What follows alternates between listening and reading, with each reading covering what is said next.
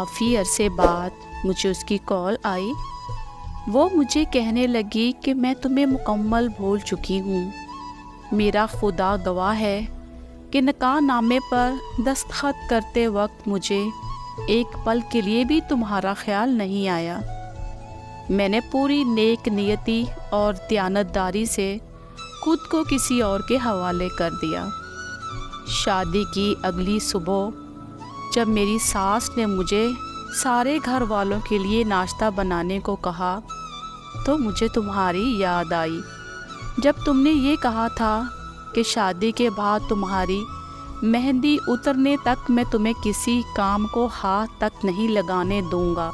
پھر میں نے جب رات کو کھانا بنا کر گھر والوں کو دیا تو جب میری باری آئی تو کھانا ختم ہو گیا اور میرے شوہر نے مجھ سے کھانے کے بارے میں پوچھا تک نہیں۔ زندگی میں پہلی بار بھوکے پیٹ سوتے ہوئے مجھے تمہاری یاد آئی جب تم نے کہا تھا کہ تم میرے کام ختم ہونے کا انتظار کیا کرو گے لیکن میرے بغیر کھانا نہیں کھاؤ گے۔ گزشتہ عید گھر کے کاموں میں مصروف ہونے کی وجہ سے مجھے مہندی لگانے کا وقت نہیں ملا۔ چاند رات کو میرے شوہر اپنی بہنوں کو چوڑیاں دلانے لے گئے اور میری ساس نے مجھے یہ کہہ کر جانے نہیں دیا کہ اگر تم مہندی اور چوڑیاں لینے چلی گئی تو گھر کے ہزاروں کام کون کرے گا۔ مجھے امید تھی کہ میرے شوہر میرے لیے چوڑیاں لے کر آئیں گے، لیکن تب مجھے بے حد افسوس ہوا جب وہ میرے لیے چوڑیاں نہیں لائے۔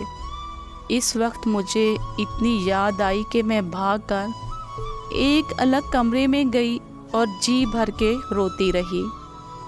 جب بھی میں تمہیں یاد کرتی ہوں تو میری آنکھیں نم ہو جاتی ہیں، لیکن میں کیا کروں؟ بیٹیاں ماں باپ کی عزت رکھنے کے لیے اپنا پیار اور خواب قربان کر دیتی ہیں۔ پھر ایک لمبی خاموشی اور نہ رکنے والے آنسوؤں کے ساتھ وہ کال بند ہو گئی۔ بیٹیاں کس اذیت سے گزرتی ہیں یہ صرف ان کے ماں باپ ہی جانتے ہیں۔